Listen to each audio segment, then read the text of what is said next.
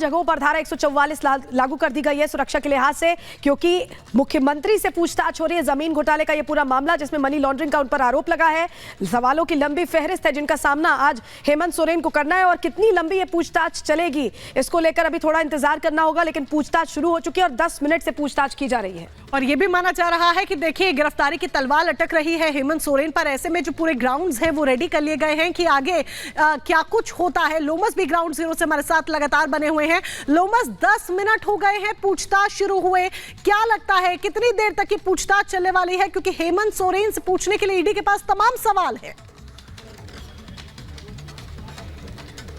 बिल्कुल आपने सही कहा, और हेमंत सोरेन से पूछताछ करने के लिए ईडी के पास कई सवाल है। और साफ तौर पे आपने देखा होगा कि दिल्ली आवास पर भी ईडी की टीम पहुंची थी, लेकिन हेमंत सोरेन गायब हो गए थे। और साफ तौर पे आपने ये भी देखा होगा कि बीजेपी के नेता ये आरोप लगा रहे थे कि कहां गायब हुए, कहां फरार हुए ये हेमंत सोरेन, क्यों ईडी के सवालों से बचने की कोशिश कर रहे। हालांकि ये दिन पूरी तरीके से तय किया गया था सीएम ऑफिस से कि ये 1 बजे और आज ही के दिन पूरी तरीके से वो ईडी के सवालों का जवाब देंगे। और ईडी भी पहुंच चुकी है, ईडी ने सवाल करना भी शुरू यहां पे कर दिया है। और देखने वाली बात होगी, क्योंकि सवालों की लिस्ट काफी लंबी है, और उन सवालों के जवाब क्या हेमंत सोरेन देते हैं या फिर घुमा फिरा करके जवाब देते हैं। आपने ये भी देखा होगा कि जब पिछली बार इनसे ईडी पूछताछ करने के लिए पहुंची थी इनके आवास पर, इन्होंने काफी घुमा फिरा करके सवालों के जवाब दिए। लेकिन इस बार क्या उन सवालों के जवाब हेमंत सोरेन पूरी तरीके से देते हैं या फिर वही रास्ता इख्तियार करते हैं जो कि पहले किया था?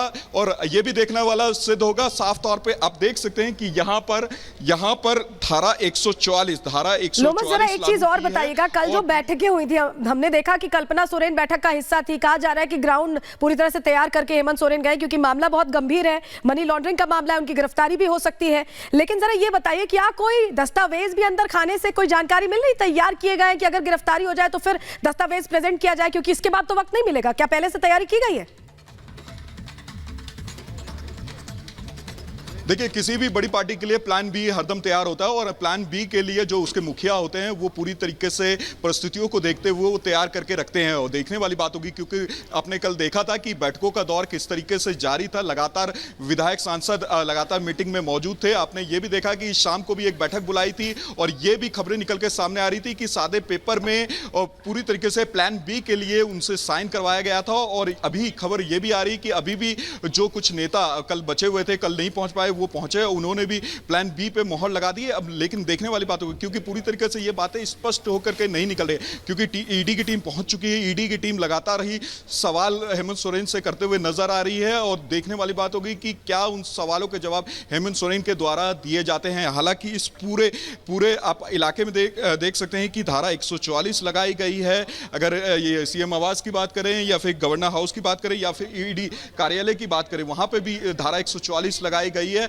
अगर कोई भी प्रोटेस्ट करते हुए नजर आता है तो पुलिस द्वारा उस पर कार्रवाई की जाएगी। हालांकि आपने ये भी देखा होगा कि जो ईडी की टीम थी, उन्होंने अपनी सुरक्षा की मांग को लेकर के गवर्नर हाउस को एक लेटर भी जारी लिखा था कि जिसमें उनकी सुरक्षा की पूरी तरीके से पुष्टि करे। और साफ तौर पे आपने देखा, उसी को यहाँ पे ध्यान में रखते हुए यहाँ पे पुख्ता इंतजाम किए गए हैं, सुरक्षा के खासा लोमस, एक हलचल आप दिखा रहे हैं कि कैसे ईडी की जो टीम है वो पहुंची है आवास पर, और वहां पर लगातार पिछले 15 मिनट से सवाल जवाब हेमंत सोरेन से हो रहे हैं। 36 लाख जो कैश उनके यहां से बरामद हुआ था, उसका जवाब, उसके दस्तावेज उनको दिखाने होंगे, वो कैश कहां से आया। कुछ अहम दस्तावेज भी वहां से बरामद किए गए थे ईडी की रेड में। लेकिन दूसरी जो बड़ी हलचल है वो पार्टी के भीतर है कि ईडी अगर एक्शन लेती है, गिरफ्तारी करती है, तो फिर उसके बाद सरकार की कमान किसके हाथ में होगी? गृह युद्ध की स्थिति दिख रही है। अभी कोई बातचीत हो पाई है एमएलए से आपकी?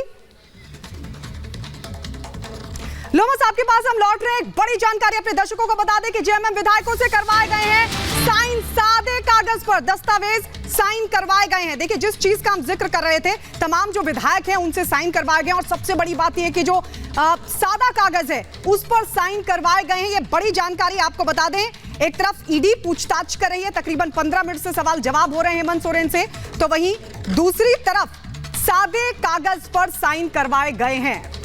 तो बड़ी खबर ये मिल रही है, सादे कागज पर साइन करवाए गए, यानी तैयारी। जो प्लान बी का जिक्र आप लोमस कर रहे थे, लग रहा है यही वो प्लान बी है। लेकिन बसंत सोरेन का क्या होगा, सीता सोरेन का क्या होगा? कल्पना सोरेन को आगे करते हैं तो चुनाव लड़ना पड़ेगा। ये तमाम चीजें हैं। क्या शिबू सोरेन अब आएंगे बचाने इस अंतरकलह से पार्टी को?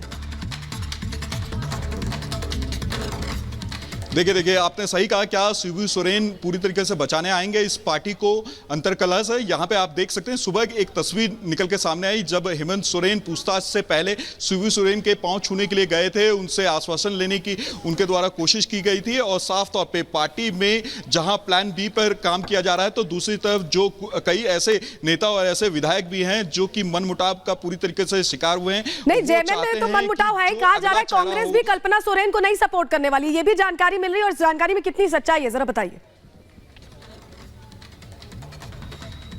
बिल्कुल साफ तौर पे आपने देखा होगा कि आरजेडी के नेता हो, कांग्रेस के नेता हो या फिर जेएमएम के नेता हो, सभी उस बैठक में शामिल हुए थे। और सुबह भी क्योंकि आश्वासन देने के लिए, अपने नेताओं को आश्वासन देने के लिए यहाँ पे जो सांसद है वो भी पहुंची थी, विधायक भी लगातार पहुंच रहे थे, जो नेता तमाम नेता है वो भी लगातार इस आवास में पहुंच रहे थे। बिल्कुल लोमस, लौटेंगे आपके पास, कई अहम जानकारियां आप यहाँ पर दे रहे हैं, लेकिन इस बीच ये बता दें कि झारखंड के मंत्री बन्ना गुप्ता का बयान सामने आया है।